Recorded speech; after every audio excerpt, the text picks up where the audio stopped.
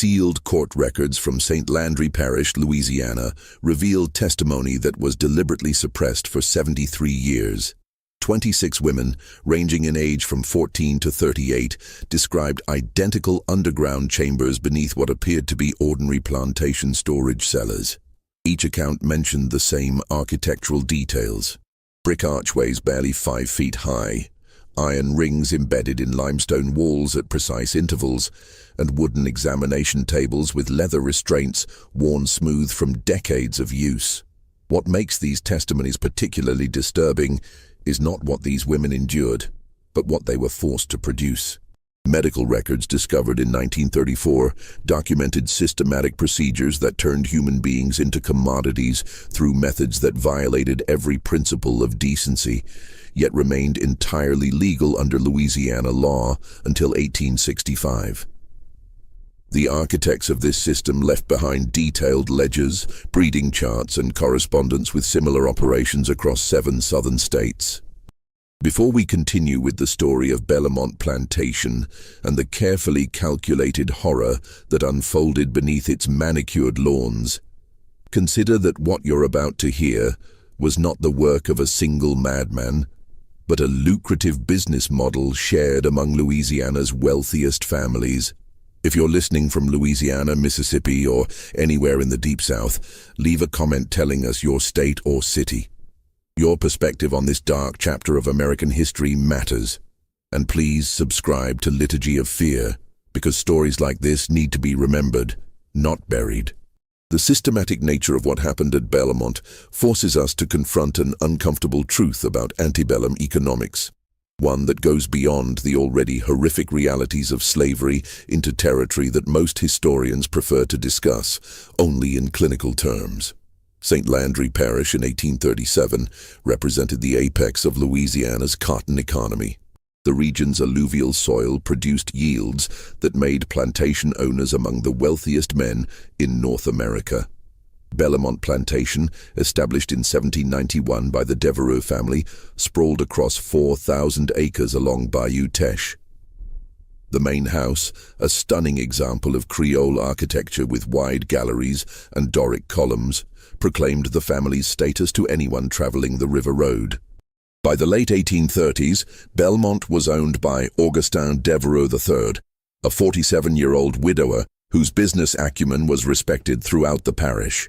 Unlike many plantation owners who left daily operations to overseers, Augustin maintained meticulous control over every aspect of Belmont. He kept detailed records, corresponded with agricultural societies, and served on the parish police jury. His neighbors considered him a model of efficiency and propriety. The plantation's enslaved population numbered 137 souls in 1837. Unlike some neighboring estates that suffered high mortality rates and constant runaways, Belmont's enslaved community appeared remarkably stable. The Sunday market at nearby Opelousas drew comments on how well-fed and healthy Belmont's people seemed compared to those from other plantations. Augustine's reputation for good management of his human property was discussed at gentlemen's clubs and agricultural meetings as something to be emulated.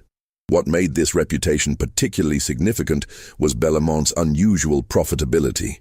While other plantations struggled with the economic realities of maintaining a large enslaved workforce, the constant need to purchase new workers to replace those who died or became too old to work productively, Belmont seemed to grow its workforce internally at a rate that defied standard calculations.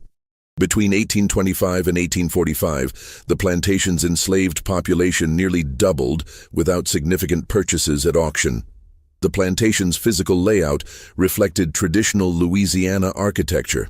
The main house sat elevated on brick pillars surrounded by dependencies: the kitchen building, garçonnière, overseer's house, and a schoolhouse where Augustine's 3 daughters received their education. Further from the main house stood the quarters, arranged in 2 neat rows of whitewashed cabins. The sugar mill, cotton press, and various storage buildings occupied the industrial area near the river landing. But it was the root cellar complex, built into the slight elevation behind the main house, that distinguished Belmont from neighboring plantations. Augustin had extensively renovated these underground chambers in 1828, ostensibly to create ideal storage conditions for the plantation's wine collection and provisions. The project took 8 months and employed skilled brickmasons from New Orleans. Neighbors admired the resulting structure's clever ventilation system and temperature stability. No one questioned why such an elaborate cellar complex required 3 separate entrances, or why it was built with walls 3 feet thick. The explanations Augustine provided, controlling humidity, preventing spoilage, protecting valuable stores, satisfied the curious. After all, a man of his wealth and sophistication would naturally want the finest facilities for his extensive wine collection and imported goods. The enslaved community at Belmont lived under a regime that appeared, on the surface, less brutal than many neighboring plantations. The rations were adequate, the clothing provided regularly, and medical attention given by a physician who visited monthly. Sunday afternoons allowed time for family, worship, and small garden plots. This comparative leniency generated its own form of control. Belmont's enslaved people knew their situation could be far worse. Other plantations were known for vicious overseers, starvation rations, and brutal punishments. The threat of being sold to such places hung over anyone who might consider resistance. Yet certain patterns were visible to those who looked carefully. Young women, particularly those between ages 15 and 25, disappeared from fieldwork with unusual frequency. The official explanation was that they were being trained for house service or specialized tasks. They would vanish for weeks or months, then return to appear in the quarters, often pregnant. Some women went through this cycle multiple times. The community whispered among themselves, but the fear of separation and sale kept questions unspoken in the presence of white authority. Marie Trosclair arrived at Belmont in March 1837, purchased at the New Orleans slave market for the substantial sum of $800. At 19, she possessed qualities that made her valuable: literacy in French and English, training as a seamstress, and what the bill of sale described as excellent breeding potential. Her previous owner, a widow settling debts in the city, had treated her household slaves with relative kindness. Marie expected her new situation might be comparable. Her first weeks at Belmont reinforced this hope. She was assigned to the sewing house, a comfortable building where she worked alongside 3 other women making clothing for the plantation. The work was skilled and indoors, far preferable to field labor. Augustine's daughters even complimented her needlework. Marie began to believe she might build something resembling a life here, might eventually marry one of the skilled craftsmen among the enslaved population, might have children who could learn trades rather than spend their lives chopping cotton. Then, on a humid evening in late April, the overseer, a lean man named Virgil Landry, came to the sewing house after the other women had left. He carried a lantern and spoke in the formal, careful tone that white men used when issuing orders that brooked no discussion. "Master Devereux requires your presence in the main house cellar. Bring nothing. Come with me now." The walk from the sewing house to the main residence took less than 5 minutes. But Marie's mind raced through possibilities. Had she done something wrong? Was she being punished? Sold away already? The evening was still light enough that other enslaved people were visible, returning from their tasks, but none met her eyes as Landry led her past the main house to the hillside structure behind it. The entrance was a heavy oak door set into the earth, reinforced with iron straps. Landry produced a key from his vest and unlocked it, gesturing for Marie to descend the brick steps that disappeared into darkness. The air that rose from below was cool and carried an odd smell, medicinal almost, mixed with something organic she couldn't identify. "Keep moving," Landry said behind her, his lantern casting their shadows long against the brick walls. The stairs descended about 12 feet before opening into a corridor. The ceiling was low, forcing Marie to duck slightly. The walls were expertly laid brick, the floor smooth limestone. Oil lamps in wall sconces provided steady light. The corridor extended about 30 feet before reaching a heavy door.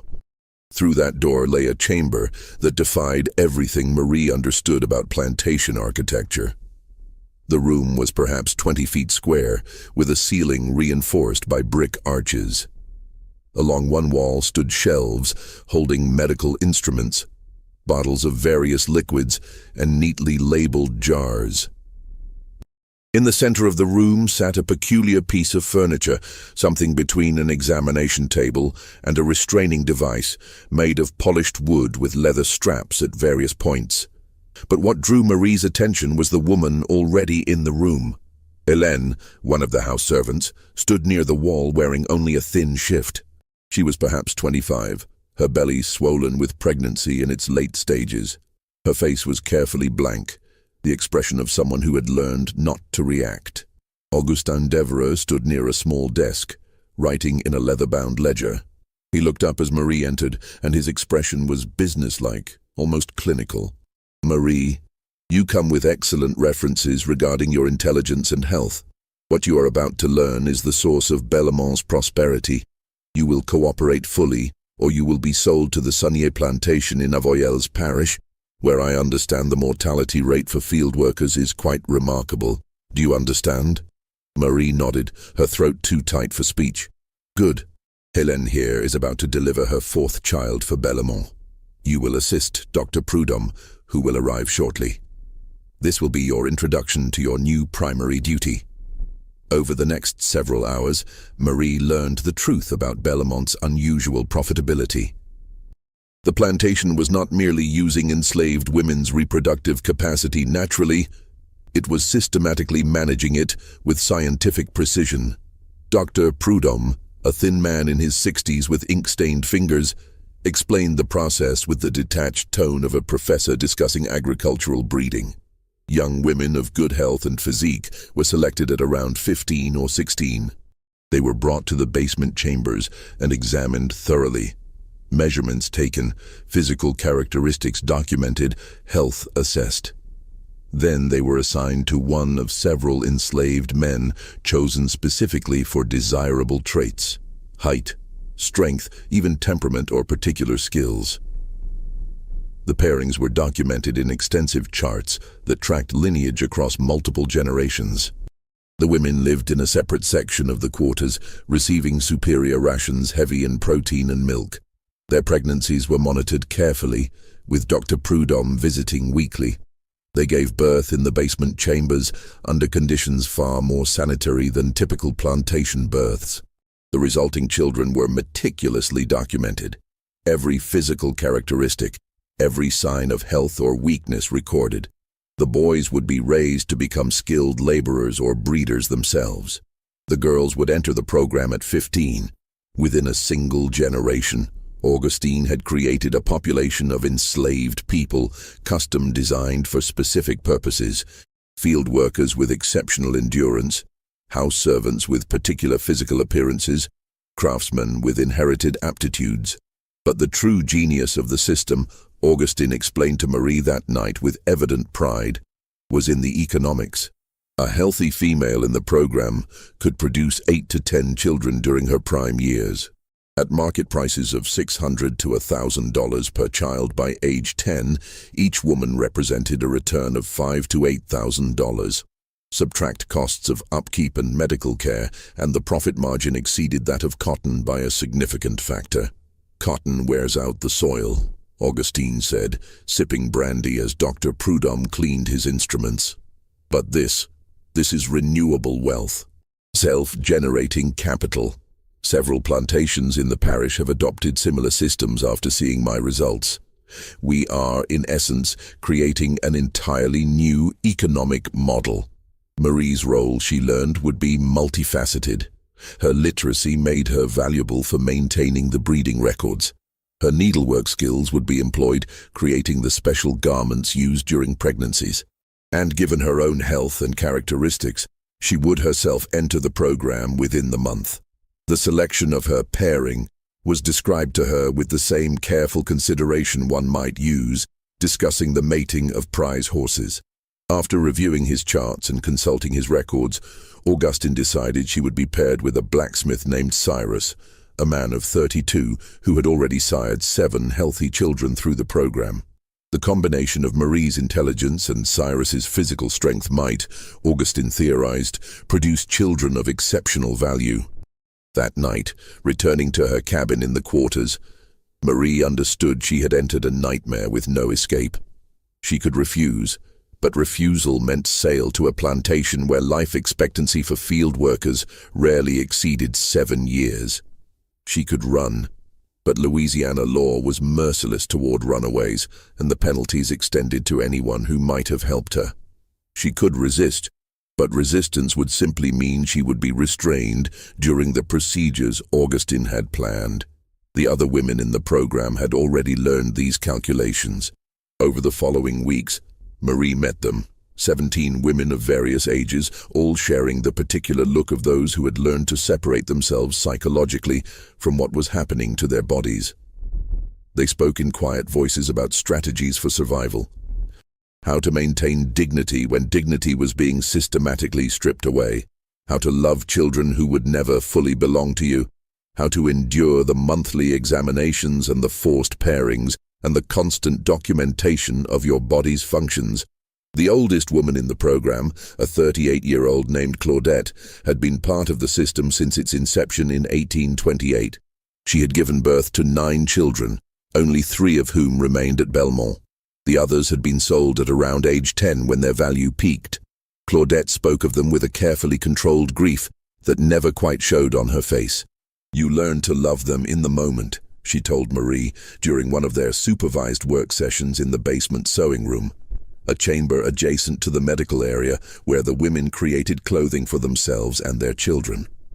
"You love them completely while you have them. And then, when Master decides it's time for them to go, you learn to lock that love away in a place where it can't destroy you. You survive by becoming 2 people, the woman who loves her children and the woman who understands they were never truly yours." The basement complex, Marie discovered, was far more extensive than that first chamber suggested. A network of rooms served different purposes: the medical examination room, the delivery room, the nursery where infants stayed for their first months, the sewing room, a small kitchen for preparing the specialized diets the pregnant women received, and even a classroom where the children received basic instruction until age 6. The system operated with remarkable efficiency. Augustine maintained records that would have impressed any agricultural society. He tracked conception rates, birth weights, infant mortality, childhood development milestones, adult health outcomes, and the eventual sale prices of those children he chose to market.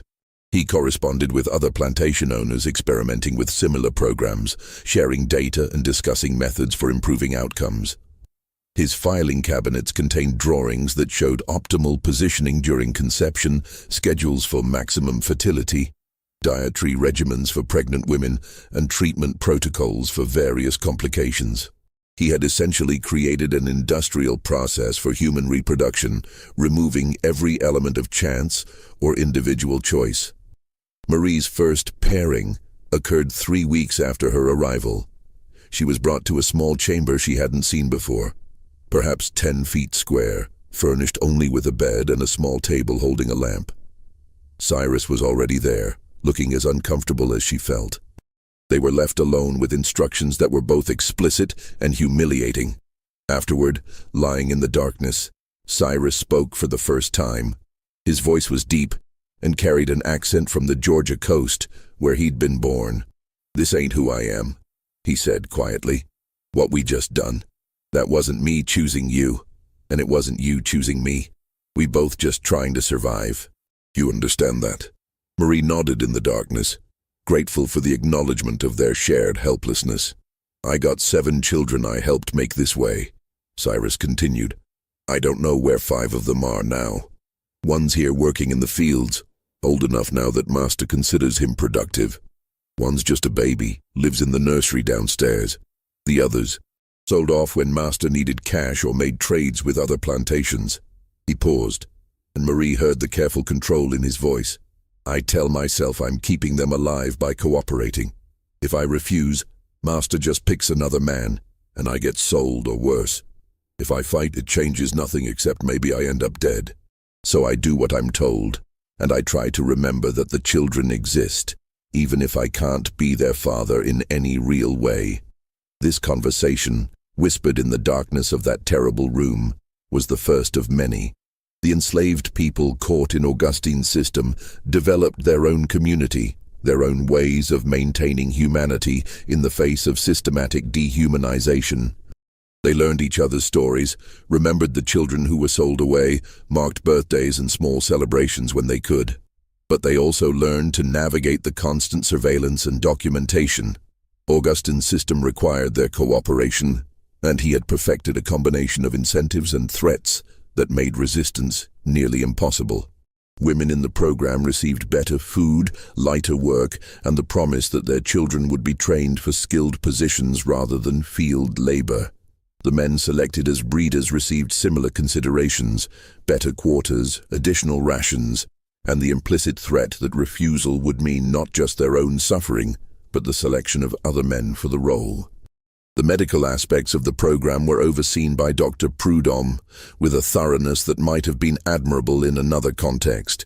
He monitored the women's monthly cycles, calculated optimal timing for conception, and prescribed specific herbs and treatments to increase fertility. When pregnancies occurred, he documented every stage with careful measurements and observations. The delivery room represented the system's strange contradictions. Augustine invested in conditions far superior to typical plantation births. The room was clean, well lit, and equipped with medical instruments.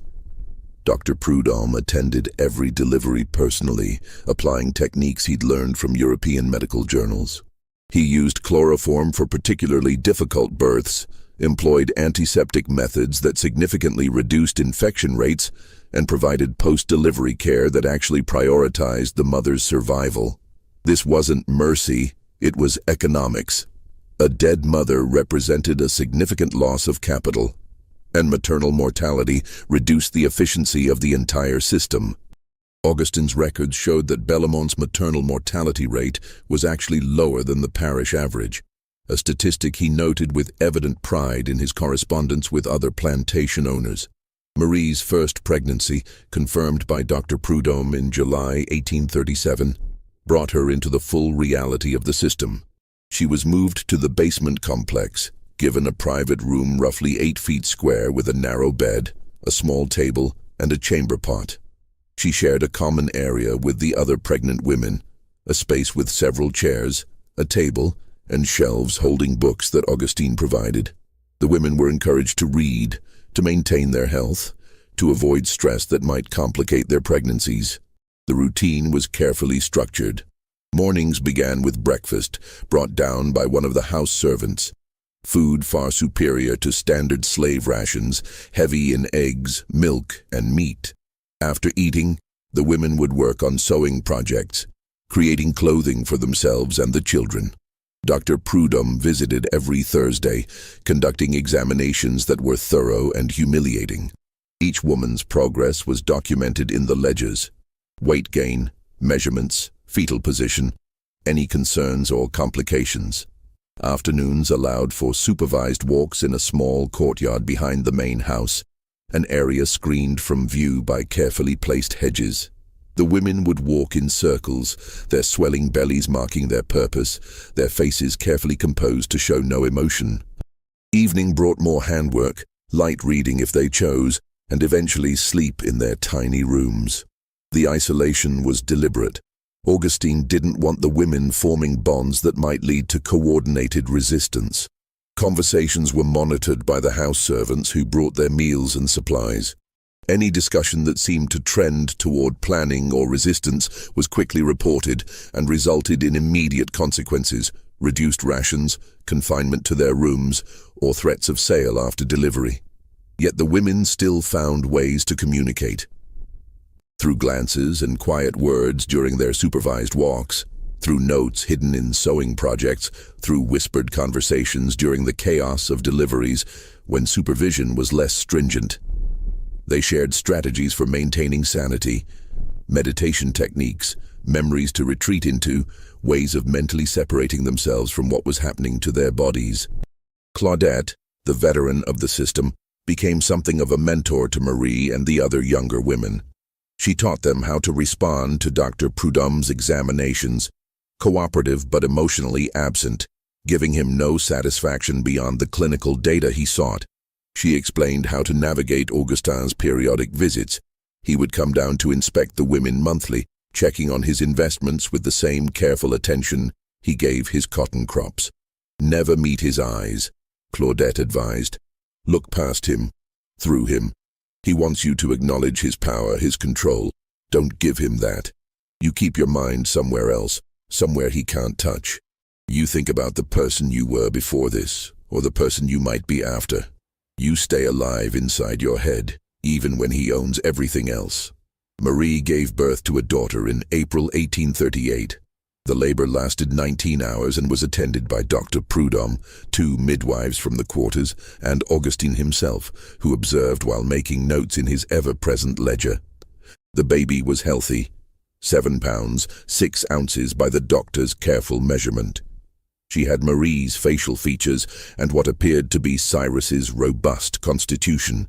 Augustin examined the infant with evident satisfaction, noting various characteristics in his records.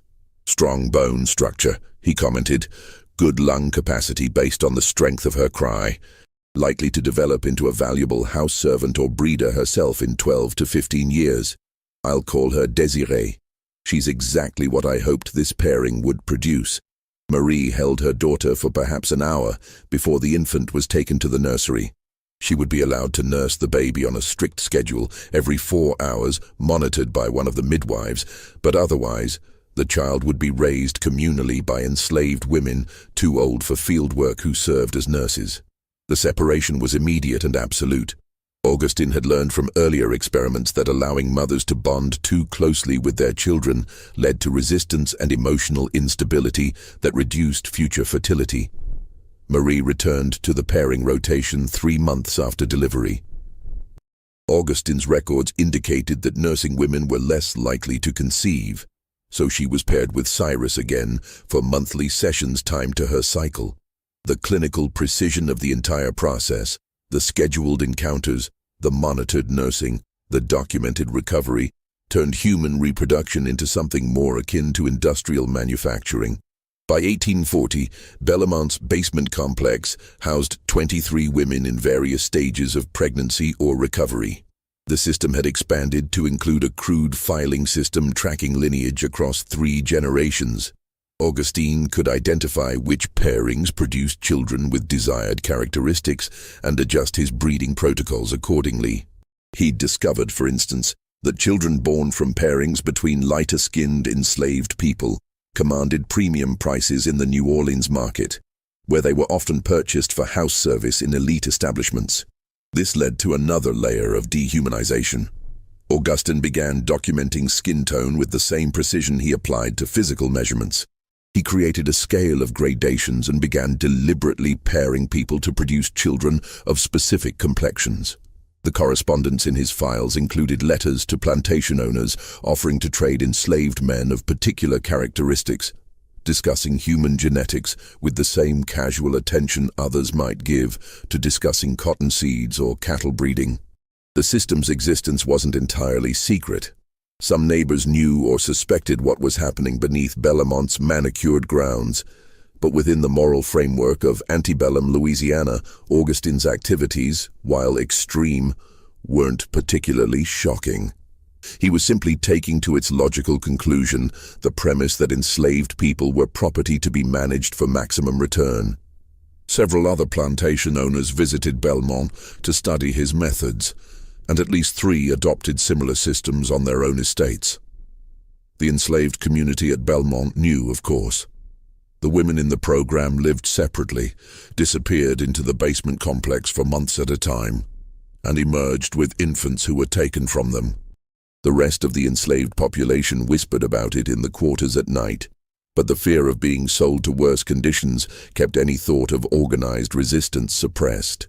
Some of the older enslaved people, those who remembered earlier, less systematized brutality, argued that at least the women in the program were well fed and not subjected to the random violence that characterized other plantations.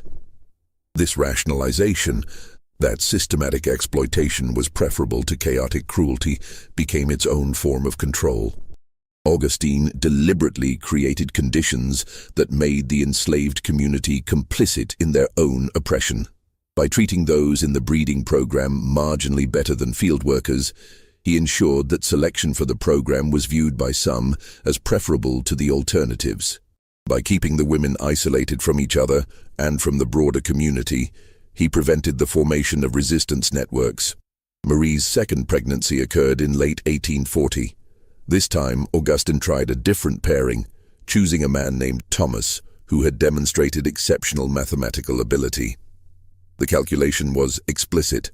Marie's literacy combined with Thomas's numerical aptitude might produce children capable of serving as bookkeepers or clerks, positions that commanded high prices in urban slave markets.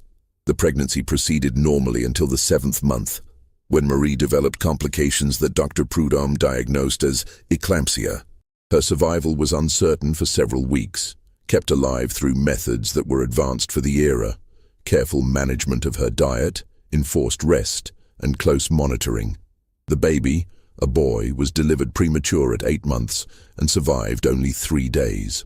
Augustine recorded the loss with obvious displeasure, noting in his ledger the financial impact of the failed pregnancy and Marie's medical expenses. But he also documented the medical details carefully, sharing the information with Dr. Prudhomme as they refined their protocols to prevent similar complications in future pregnancies. Marie's recovery took 4 months, during which she was kept in the basement complex, but not included in the pairing rotation. During this period, she was assigned to full-time record-keeping, updating the breeding ledgers with new births, recording characteristics of children as they developed, and maintaining the filing system that tracked the entire operation. This work gave Marie access to the full scope of what Augustine had created. The records showed 31 women had participated in the program since its inception in 1828. Between them, they had delivered 119 live births. 87 of those children survived past age 5. 43 had been sold at various ages, generating documented revenue of $31,400. The remaining children either worked at Bellemont or had died from various causes. The ledgers also revealed Augustine's expansion plans. He had begun purchasing young enslaved women specifically for the program, seeking out those with characteristics he desired: health, intelligence, particular physical features. He'd established correspondence with slave traders in Virginia, who supplied him with women from upper South estates where natural increase had created surplus populations. But the records also contained something else: small notations in code that Marie gradually deciphered.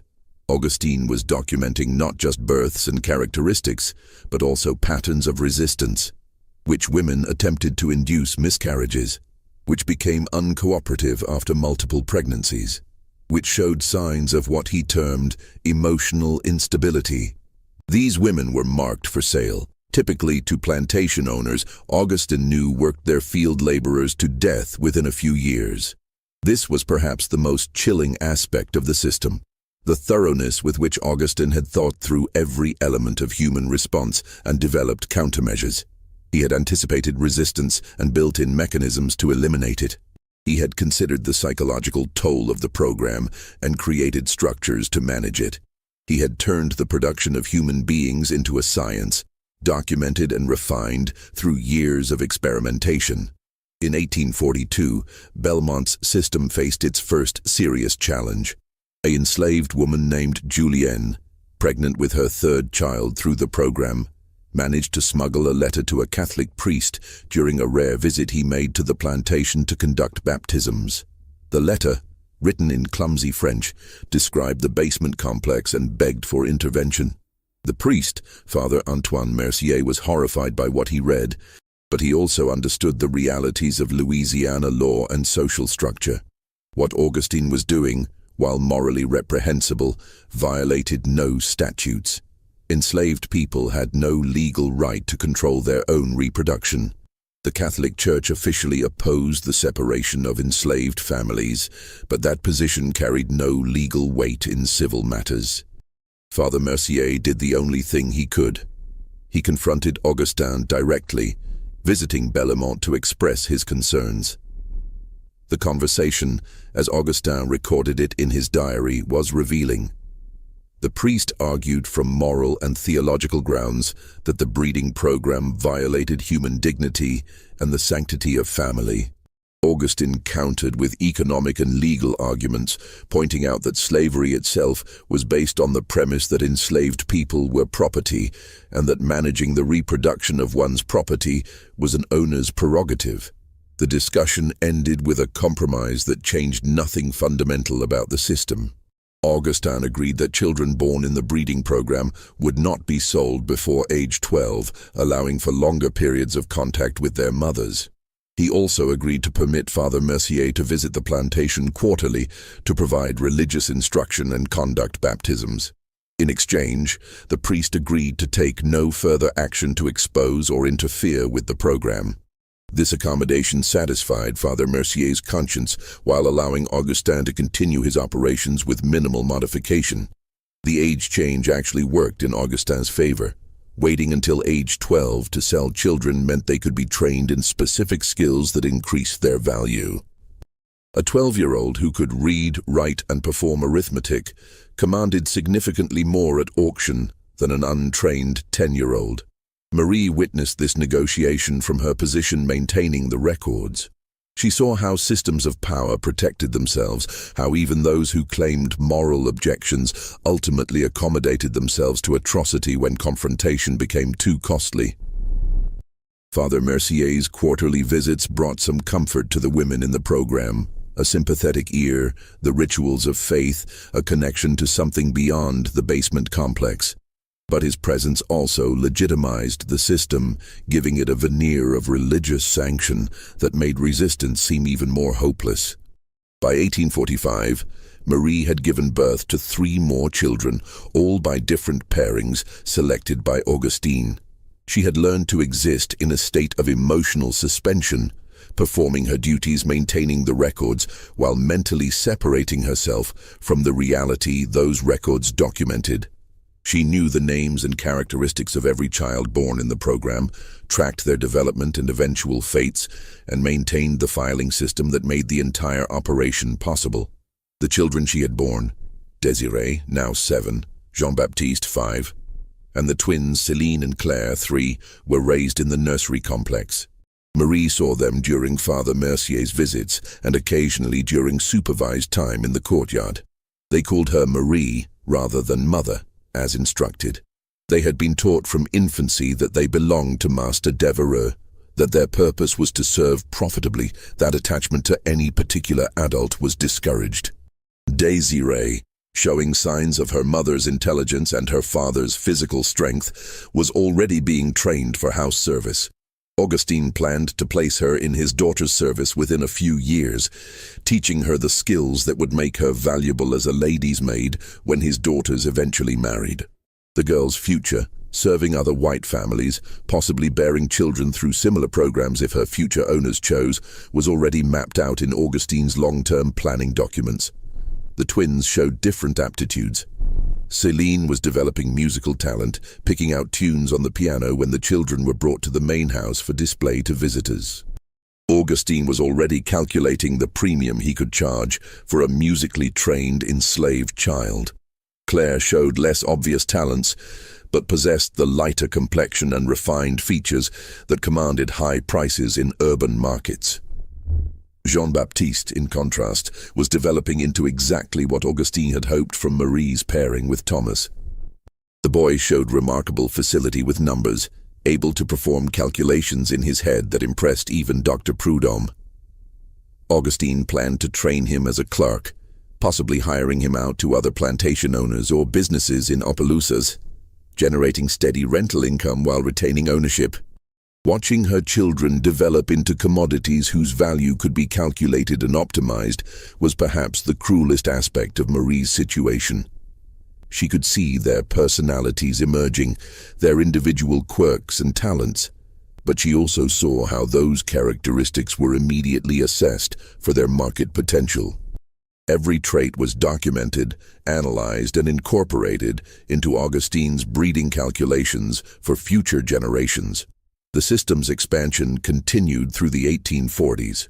By 1848, Augustine was operating what amounted to an industrial-scale breeding program. The basement complex had been expanded twice, now including 32 individual rooms, 3 delivery chambers, an enlarged nursery, and additional workspace. The enslaved population had grown to 214, with 73 of those births occurring through the breeding program. Augustine's reputation as a successful plantation manager had spread throughout Louisiana and into neighboring states. He received regular inquiries from other owners seeking advice on implementing similar systems. His ledgers recorded consulting fees paid by planters from Mississippi, Alabama, and even South Carolina who visited Belmont to study his methods.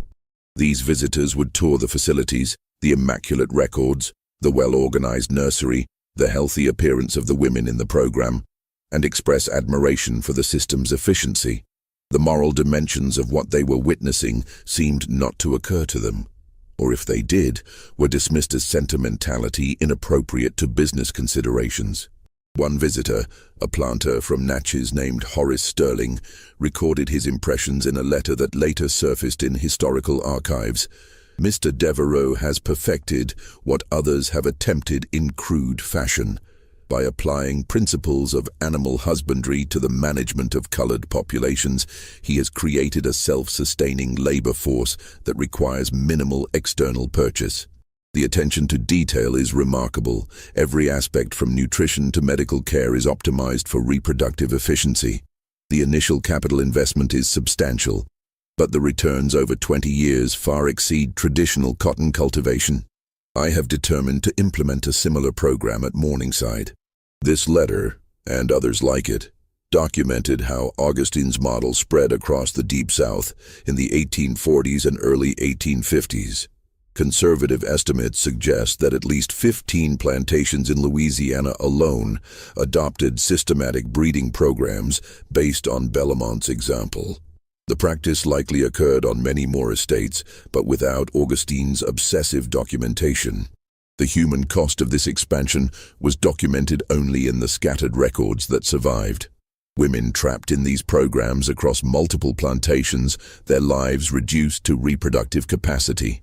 Children raised in nurseries designed to prevent emotional attachment, prepared from birth for sale or exploitation. Men forced to participate in creating children they would never raise, their fatherhood reduced to genetic material.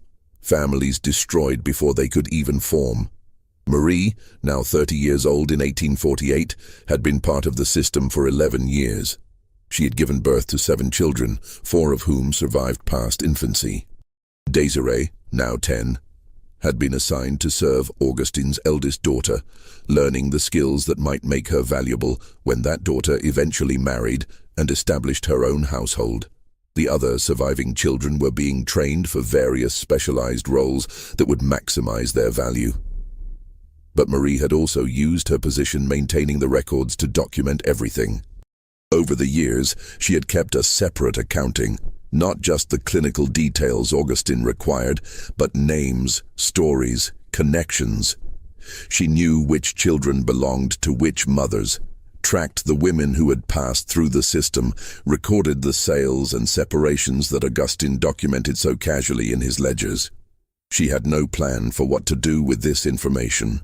There was no legal avenue for challenging the system, no outside authority that would intervene on behalf of enslaved people.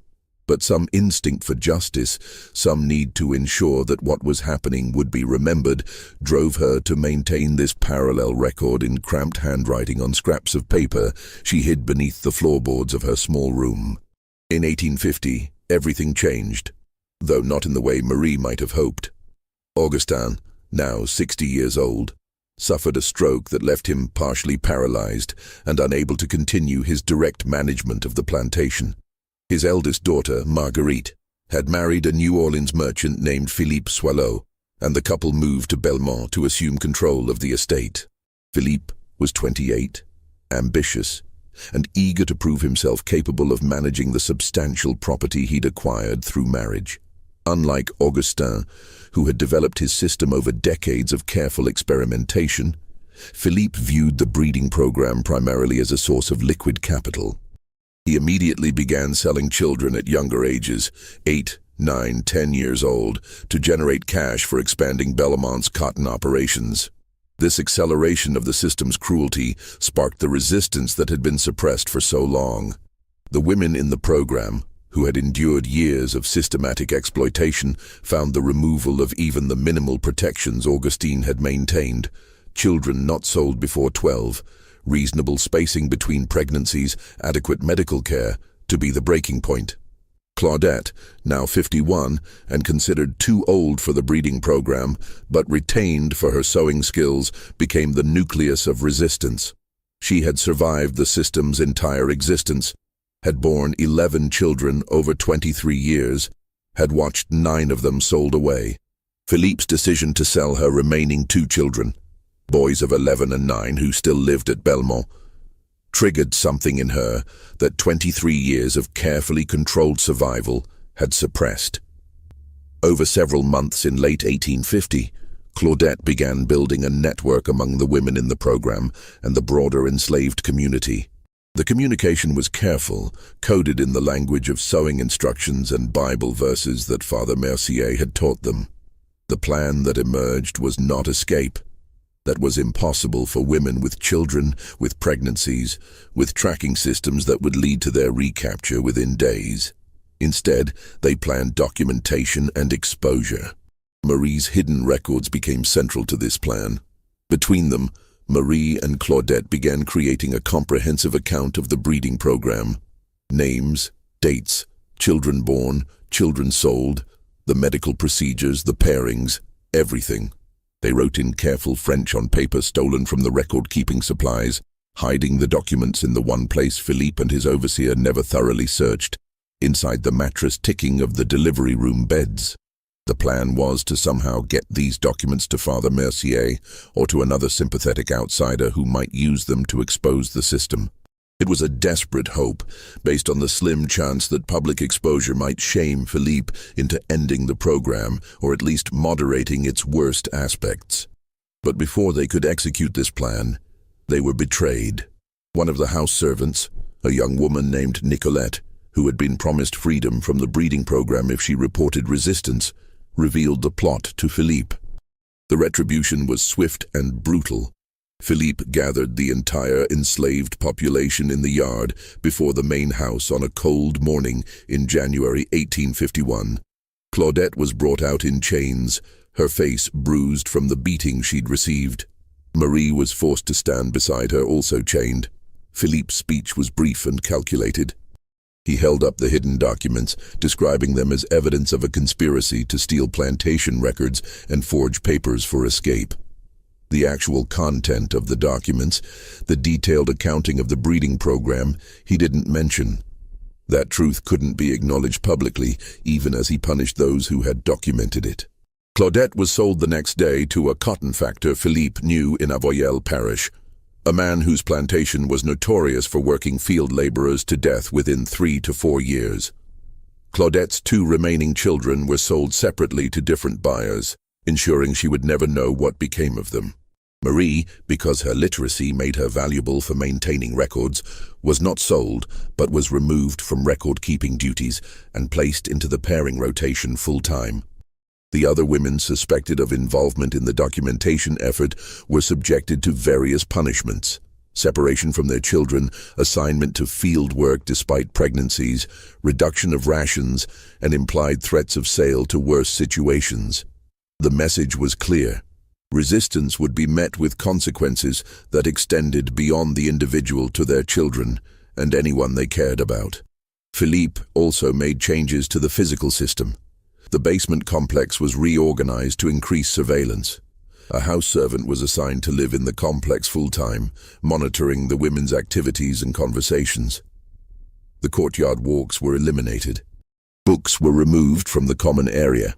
The women were to have no occupation beyond their assigned sewing work and no opportunity for conversation that wasn't supervised. Father Mercier, when he arrived for his next quarterly visit, was informed that the women were unavailable for his religious instruction, an illness, Philippe claimed, that made gathering them unsafe. The priest accepted this explanation, and his visits to Bellemont became increasingly perfunctory. Within a year, he stopped coming at all. The suppression of resistance and the destruction of documentation might have been the end of the story. But Philippe's expansion of the breeding program and his aggressive sales of its products drew attention that Augustine's more careful management had avoided. By 1853, Bellemont was selling 3 to 4 children per year at the New Orleans slave market, and the pattern, children of similar ages, excellent health, specialized training, began attracting notice from people opposed to slavery. An abolitionist newspaper in New York obtained information about Bellemont's unusual production of premium enslaved children and published an article suggesting systematic breeding operations on southern plantations. The article was sensationalized and lacked specific details, but it prompted investigations by northern religious organizations and even some concern among moderate Southerners who found the explicit treatment of human reproduction as industrial manufacture distasteful. Philippe responded by becoming more secretive about his operations. Sales were spread across multiple markets and conducted through intermediaries. The basement complex was accessed only through the main house, behind locked doors, with no external evidence of its existence.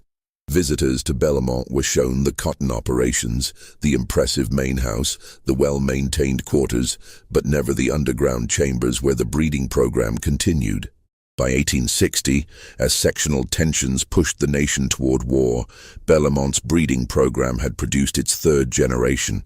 Children who had been born in the system were now adults, some of them selected for the program themselves. The genetic charts Augustine had begun were now extensive enough to track hereditary traits across multiple generations, something that fascinated Philippe from a purely commercial standpoint.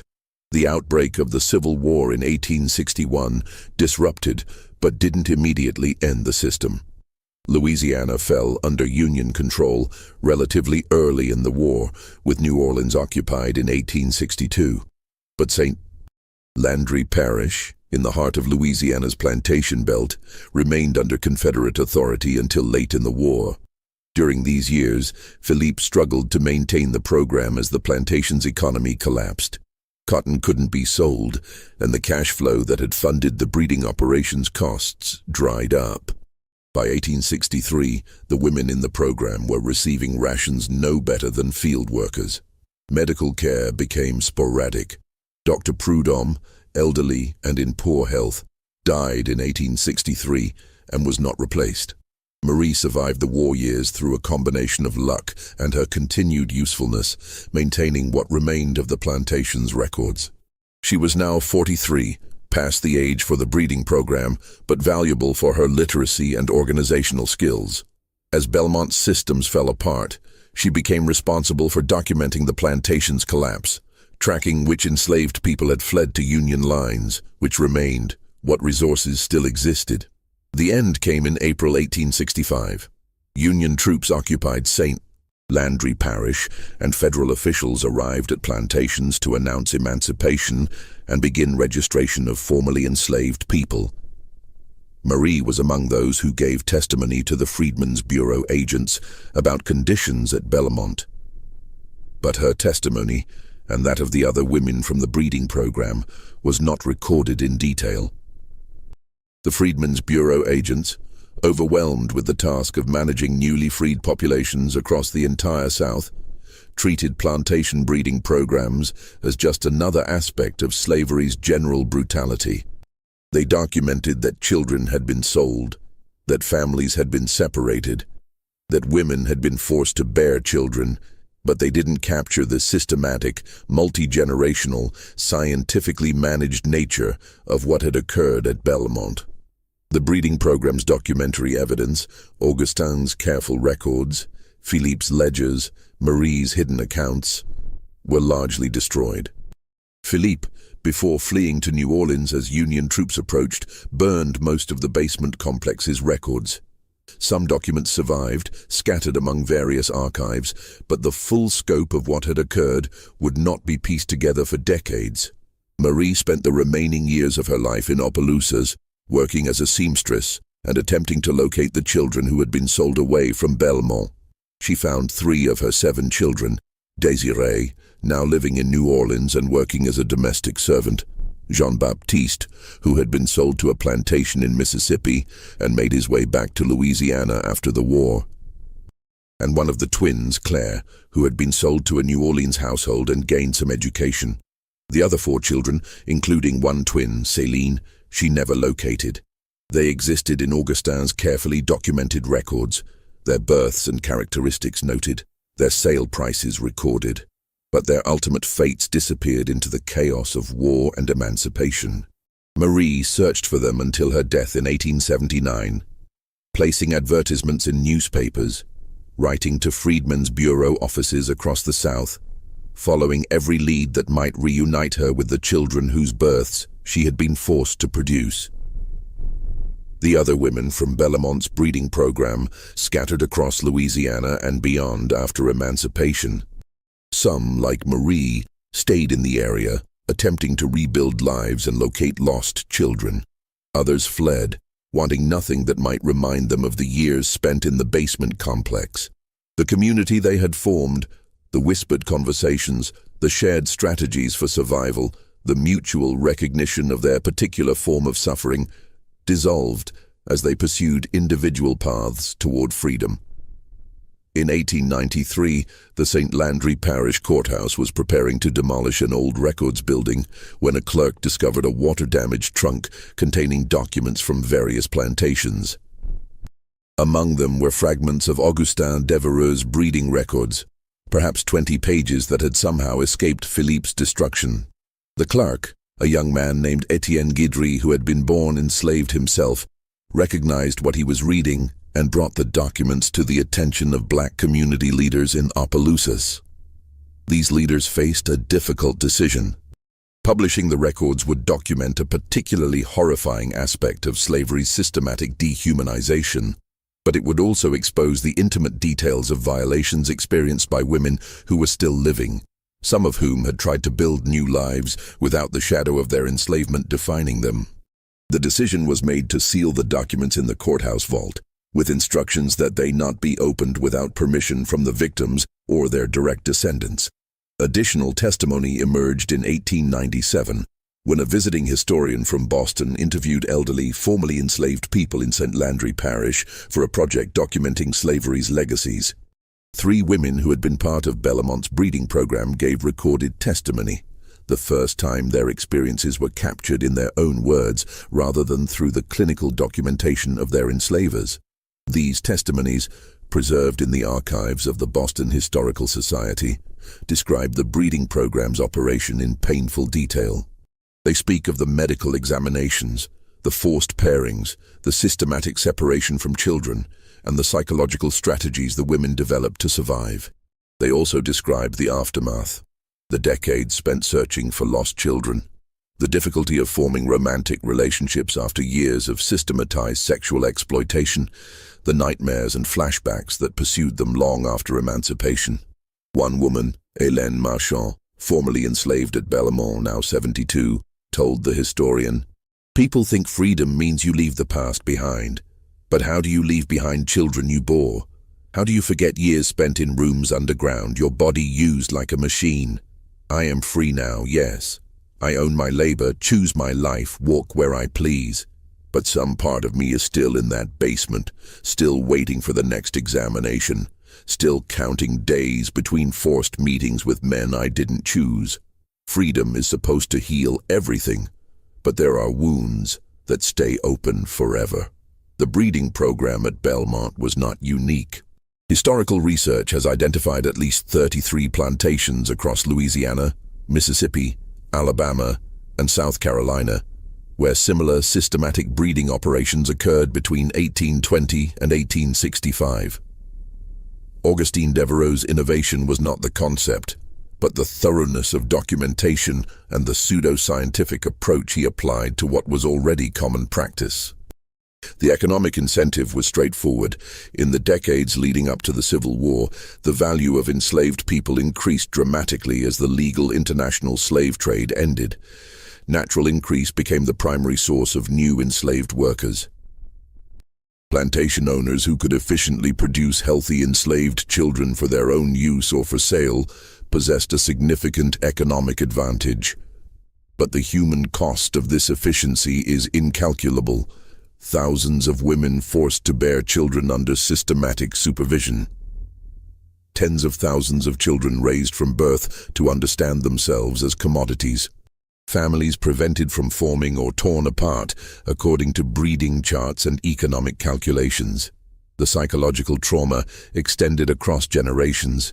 Children born in these programs bore the mark of their origin throughout their lives and passed that legacy to their own descendants.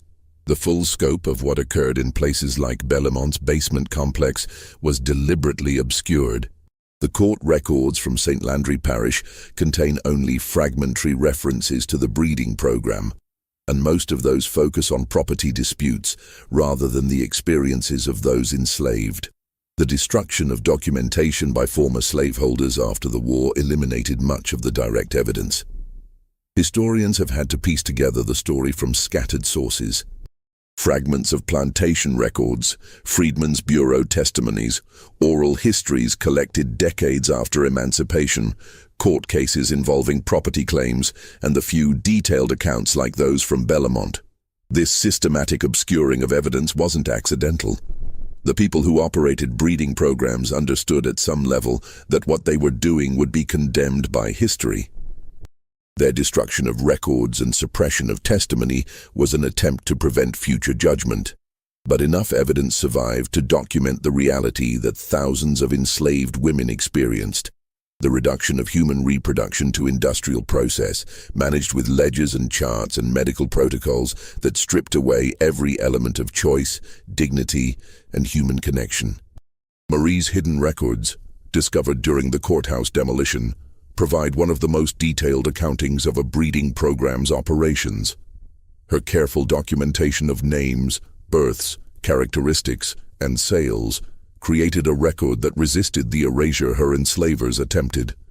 When those records were finally opened to researchers in 1962, following permission from Marie's surviving descendants, they provided crucial evidence for understanding how systematic the exploitation of enslaved women's reproduction had become. The testimony, sealed in 1893, was finally released 73 years later, in 1962, as part of the growing historical research into slavery's realities that accompanied the civil rights movement. By then, only one survivor of Belmont's breeding program remained alive. A 94-year-old woman living in California who had been born in the basement complex in 1868 during the program's final years. This woman, Louise Theriot, gave a recorded interview in 1963, a year before her death. She spoke about growing up knowing her mother had been forced to bear children for profit, about the difficulty of establishing her own identity separate from that origin, about the generational trauma that marked her family. She also spoke about resilience, how the community of people who had survived the breeding program and their descendants supported each other, created new families, built lives that affirmed their humanity in the face of systematic attempts to deny it. My mother told me, Louise recalled in that interview, that even in that basement, even while they were being treated as breeding stock, the women found ways to love their children, to pass on songs and stories, to maintain dignity that no one could take from them. That's what I remember most, not the horror of where I came from, but the strength of the women who survived it. They were more than what was done to them. We all are. This story, like all histories of systematic exploitation, demands remembering precisely because those who perpetrated it attempted erasure. The women who endured Belmont's breeding program deserved more than the clinical notation in ledgers or the brief mentions in court records. They deserve to have their experiences documented, their resistance acknowledged, their survival celebrated. The basement complex at Belmont was filled in during the 1890s when the property changed hands. The main house fell into disrepair and was demolished in the 1930s. Today, the site is agricultural land, showing no evidence of what occurred beneath its surface. But the record persists in archives, in testimonies, in the genealogical searches of descendants still trying to piece together families torn apart by systematic breeding programs. This history matters not because it represents the worst of slavery's horrors, though it certainly represents some of the most systematic dehumanization, but because it reveals the logic of treating human beings as property carried to its rational conclusion. Augustin Devereux wasn't a monster apart from his society. He was a respected member of his community, applying techniques of animal husbandry to human beings because his legal and social system told him enslaved people were property to be managed for profit. The women who survived his system, who endured the forced pregnancies and systematized sexual exploitation and separation from their children, demonstrated forms of resistance that history sometimes fails to recognize.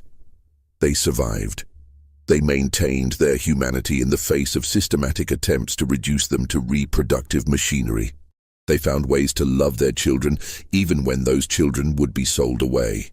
They created community among themselves despite efforts to isolate them. They documented their experiences when they could, leaving testimony for future generations. And when freedom came, they spent decades searching for lost children, rebuilding families, creating lives that affirmed the value and dignity they had been denied. That survival, that insistence on humanity in the face of dehumanization, is as important to remember as the horror they endured. What happened in the basement at Belmont was not an aberration, but a logical extension of slavery's premise. Understanding that, confronting the systematic nature of the exploitation rather than dismissing it as the act of individual villains, is essential to understanding American history.